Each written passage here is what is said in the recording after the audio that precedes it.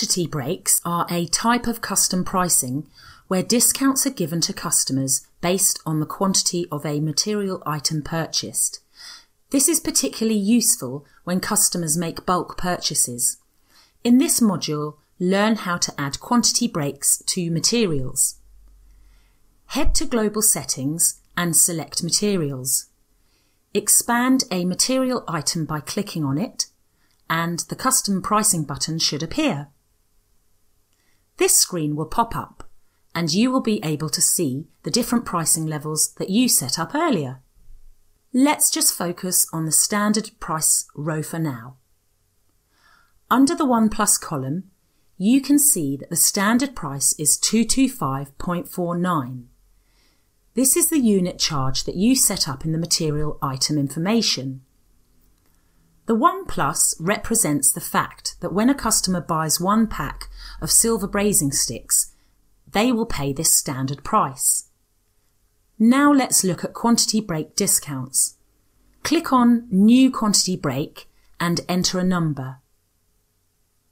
I've put in 5, meaning that when a customer buys 5 or more packs of the silver brazing sticks, they will receive the discount price shown under this column.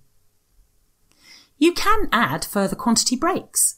For example, if I add 10 here, this means that we've now got 3 levels of quantity breaks.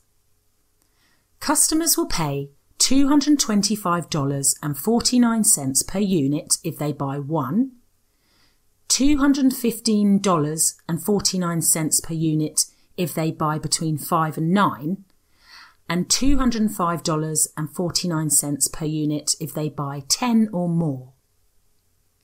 Quantity break discounts can also be used in combination with pricing level discounts. So you might end up with a pricing structure that looks something like this. Now, let's go into the Sales and Purchases tab to see the quantity breaks in action. Select New Sale and add the silver brazing sticks that we've applied the quantity breaks to. Here, you can see that when we enter a quantity of 5, the unit price changes from $225.49 to $215.49. In summary, quantity breaks are discounts given to customers when they make bulk purchases. They can be used in combination with pricing level discounts and are set up separately for each material item.